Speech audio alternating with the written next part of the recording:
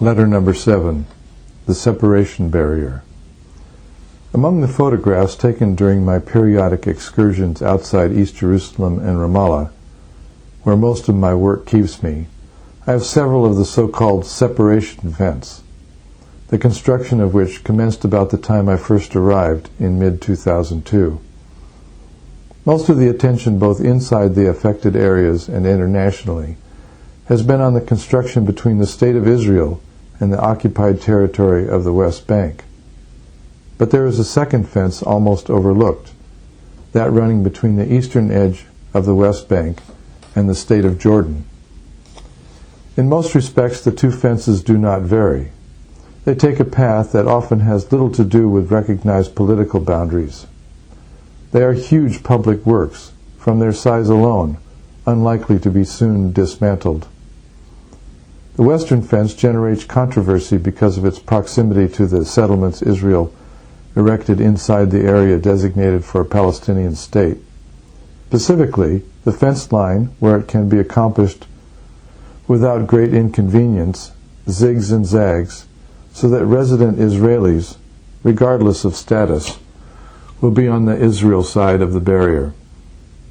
Authorities from Sharon's government have no difficulty justifying these departures from the UN's line, since the undertaking is offered as security against terrorism. Legality of residence carries no relevance. The eastern fence, every bit as monumental as most of that in the west, does not approach Israeli dwellings. The fence is actually two parallel constructions divided by ditches and thoroughfares wide enough to accommodate a tank. In long stretches, the fences are chain-link barriers topped by razor-edged concertina wire. In other locales, high, preformed concrete slabs are assembled to create formidable ramparts.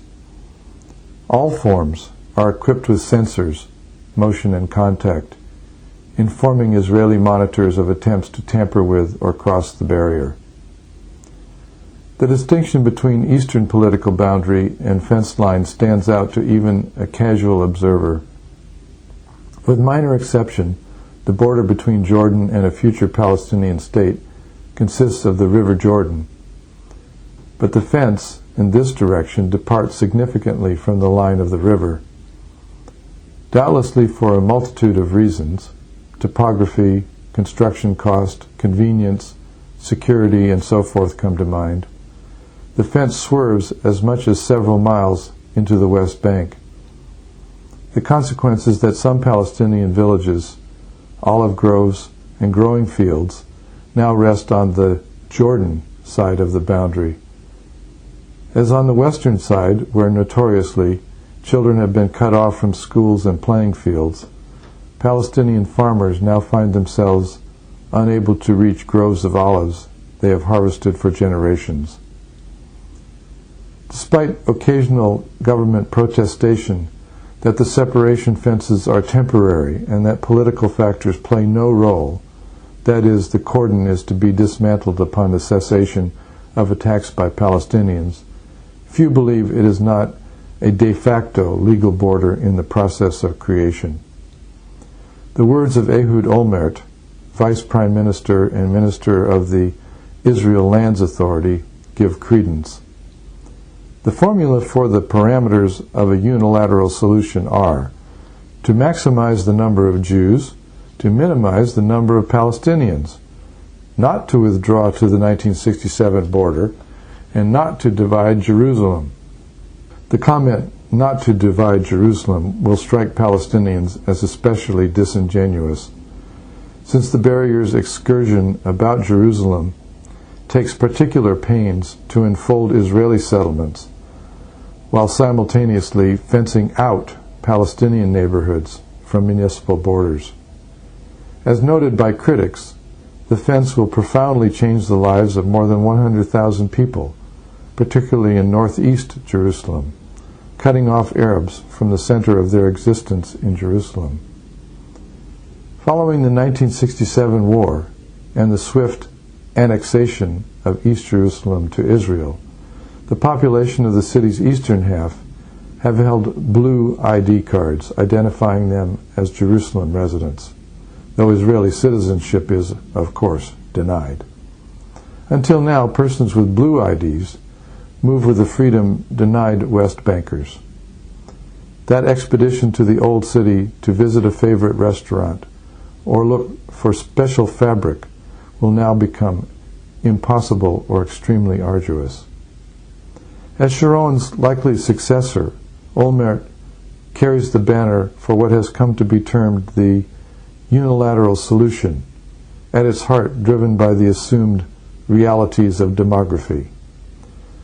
Following projected rates of population growth into the future, the architects of Greater Israel have abruptly concluded that were Israel to one day embrace the West Bank and its Palestinian population, Jews in Israel will be a minority in little more than a decade.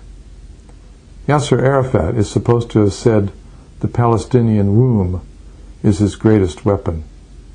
Since such a picture is unthinkable to Olmert and his supporters, an Israeli declaration of its borders, even sans international and Palestinian participation, becomes a genuine alternative.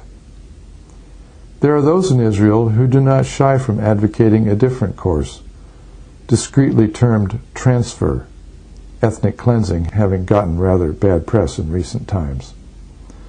The proposition that Palestinians deserve a state of their own is often countered, "They have it already.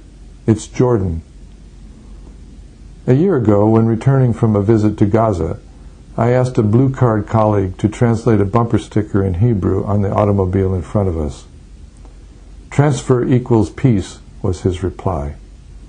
Another read, "No Arabs, no bombs." A week later, I saw a news account of an Israeli peace group bringing this advocacy of race hatred, which is outlawed according to Israeli statutes, as is also true under the laws of all countries in the European Union, to the attention of Israel's Attorney General. Sharon's AG, however, ruled, "This is considered a political rather than a criminal matter." Olmert fares the day when, under the principle of one person, one vote, Israel becomes the next South Africa, a pariah among nations, in which an ethnic religious minority rules a disenfranchised majority. Under these circumstances, he believes Israel would be forced to surrender its status as a Jewish state. It is especially distressing, according to Olmert, to imagine that liberal Jewish groups, which fought against apartheid, would one day have to contend with a comparable injustice inside Israel.